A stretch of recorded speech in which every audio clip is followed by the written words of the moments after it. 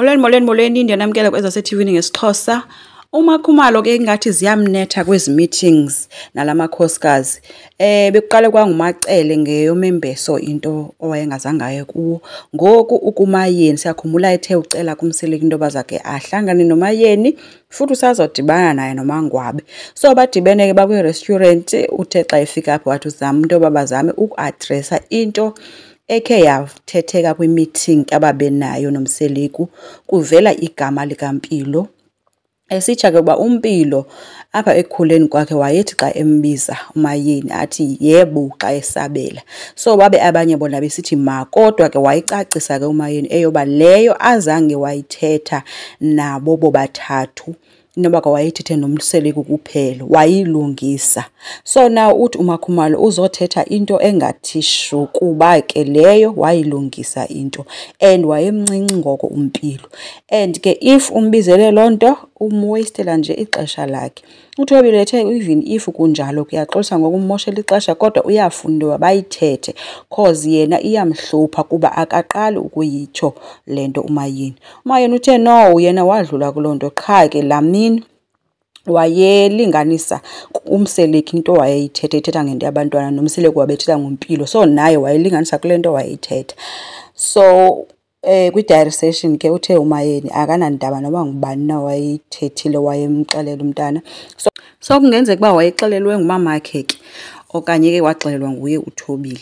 So uThobile ke uyatsho into yoba lo mntana ufike phaya esemncinci gqithi enawo 7 years, yena uthathe over ena 7 and efikela kwabanye abantwana bezalwa pha bekhona bengoomama babo. So bakhule besazi into abangomama. Lo ukhule esazi umama wakhe ngumama wakhe, engayazi lempilo yokufikela kubantwana abaninzi abathi mama nakubazali abaninzi ebengayazi lonto.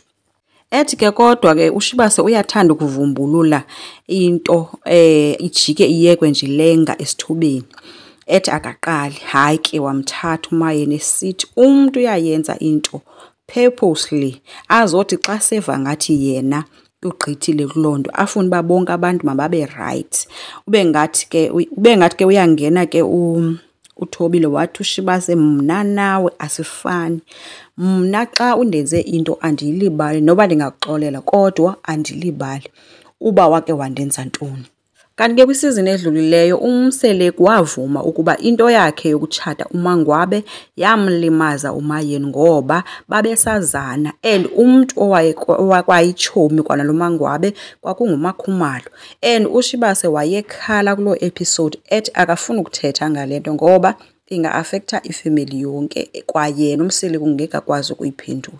So i-beef between uMakhumalo noMayeni soze iphele because uMakhumalo wenza izinto ezininzi kuMayeni. Ndiyakhumbula kwenye igame wakhe wathi kwi-diary session uMayeni wakhelwa umzi kwanguye Makhumalo lo.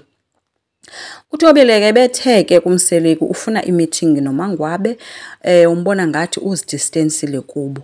Ayiwanda le izohamba kanjani ke kuba ke abanye bamhlafunile. Mna ndibona ngathi umseleki udlala ngayo uThobile. Why engakwazi ulungisa ingxaki zomzi wakhe lento kuhleli kungumakheyo othetha naba bafazi? NguMakhumalo lo uyazifaka kuyo yonke lento ngoba uba ebengumfazi omdala ngendisiva ngcono yena ngunumber 3. Nguye lo ohamba phambili nee-meetings zabafazi bakamseleku. Nguye ohamba phambili nofuna ulungisa umtshato kamseleku. Kodwa yena engenguye umuntu owayiye kwaba bafazi wocela umtshato, but ingathi ngoku seyinguye wakhombayo nokhomba uba tshata lo miyeke lo. Sithini ke ezenu izimvo ngayo yonke lento kaThobile nabafazi bakamseleku? Enkosi ngicela siqhubeke, subscribe, like, singakhomenta futhi. Bye.